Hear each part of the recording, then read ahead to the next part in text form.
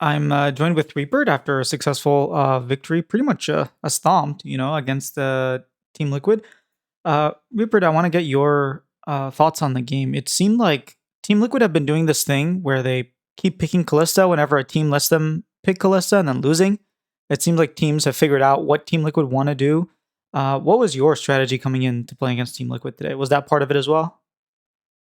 Um, I mean, it was a 50-50 chance to we were opening Callista and then we were definitely prepared against Callista, but we were expecting like the other scenarios as well. So yeah, it was a prepared, but um, yeah, today game was seems a bit easier than we thought. Yeah. Talk to me a bit more about Cloud9 as a team. When the split started, I know it's only been like, what, 2.5 weeks now, but when it started, everyone was saying Cloud9 is just dominating in scrims. Cloud9 looked like the best team. And then we didn't really see Cloud9 play the way that, maybe they're singing in scrims, and it feels like they're getting a bit more comfortable on stage. So what are you guys doing to get, more comfortable on stage with your players? Nothing really special, but uh, we have a Thanatos and Loki, which is pretty new for the league, right? Still, Thanatos is pretty new, and then Loki, especially, he didn't play that much of the LCK as well, so he definitely need time to adjust himself for the main stage.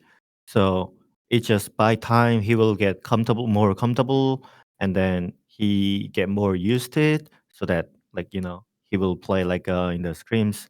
So nothing special, I would say, but giving him time and trusting him to he will get better, obviously. So yeah, that's it. So yeah, the Thanatos and Loki, they're relatively new, but someone who's not new is yourself. I mean, you were on MIG Blaze back in, almost like what, 14 years ago now, something like that. And you were on EDG at some point. You came to NA, you went to Sengoku Gaming like 2 years ago. You've been all around the world, and you've experienced a lot. And we don't see many players. There are only a handful of players that really have the longevity. And whether it's players or coaches, what keeps you, continuing and thriving in League of Legends when we see a lot of people leaving, especially in North America? It doesn't seem our situation isn't the greatest.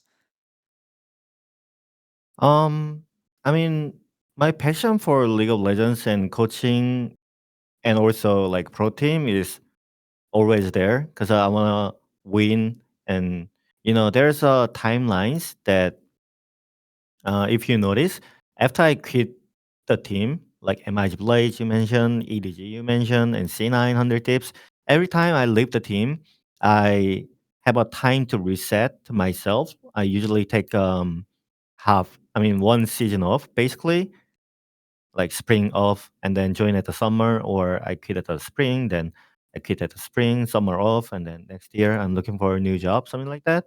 So basically, when I'm off on the pro team, it just reminds me how I want to go back to this competitive scene because I'm so used to it competitive, like at this point, like 14 years or some shit.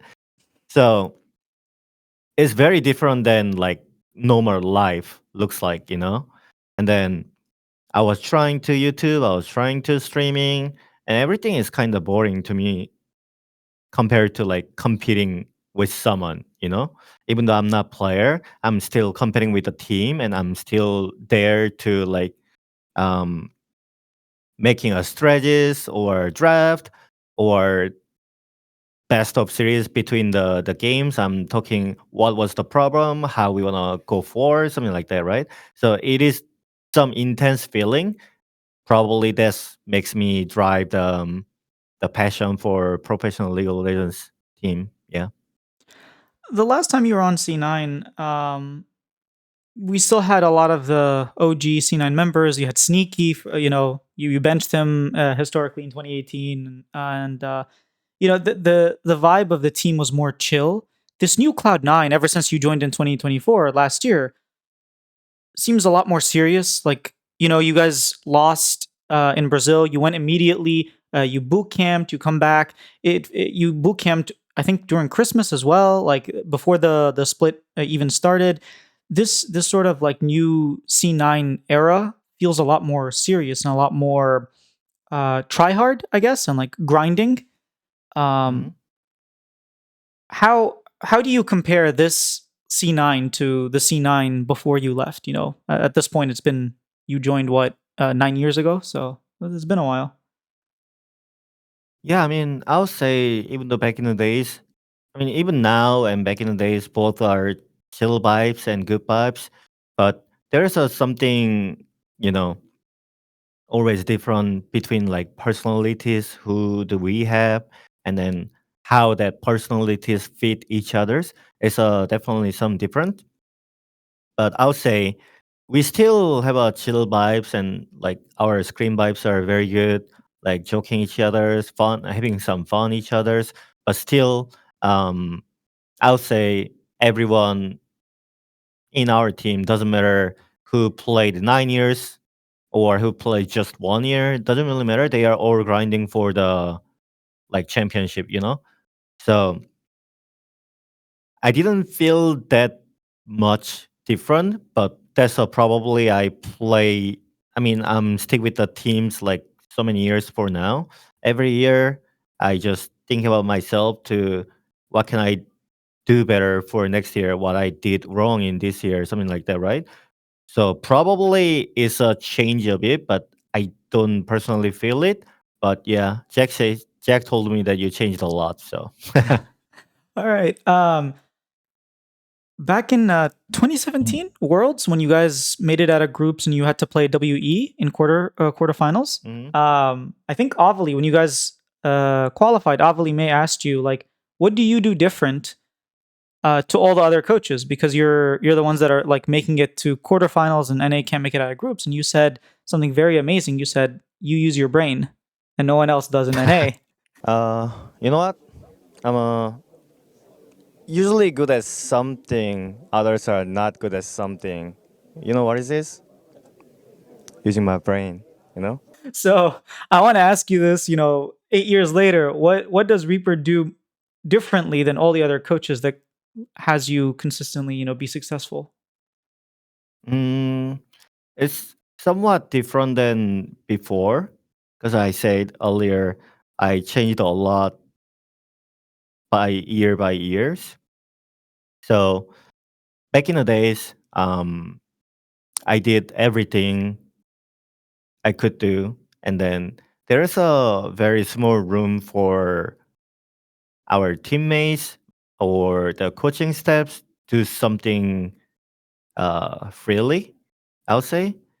But nowadays, I realized that doing everything alone is not a maybe not a best way to do for the working environment, right? So I'm trusting my boys, like coaching staffs or players, if they are wanna trying to do something or they wanna try some different things, like I'm rooting for them, and then it's not just sit behind, see what they do. It's more likely I'm trying to find a way to success whatever they are trying to do. So I still have my own like direction for the team. I still have my own ideas for the how we play the game, something like that. But still keeping everyone to room for like thinking about themselves or thinking about how they want to play, how they want to making a direction. And if even though like the directions or things are somewhat different than my opinion, I'm trying to helping them to grow as a person, as a player, and then trying to find a way to their success in different way than I thought. Probably that's the like differences between like back in the days and nowadays. Yeah. All right. Last question for you. That was actually really deep, but I do need to. I have only a little bit of time left. The last question is, um, we see Team Liquid are doing tryouts with their jungler and at some point with their mid laner. Obviously, FlyQuest with their top lane. you historically have not shied away from using subs. Whether it was Sven and Blabber, whether it was what's his name, Golden Glue for Jensen, Ray and Impact. With Fearless coming around and staying, actually, not just coming around, does it make more sense now, in your opinion, to have maybe subs to use in different metas or different games? It depends on the team. I would like to say because like fearless or best of 3 or 5, I would say it doesn't really matter if everyone is happy, like coaching staffs and players, every the teammates are happy combined. Then I don't I don't think like any sub players are necessary. But there's sometimes the team vibes are not good or the personalities are not fit or work ethic is not like there, like something like that, something you need to change, then you have to change. But I Mm. don't think the format itself is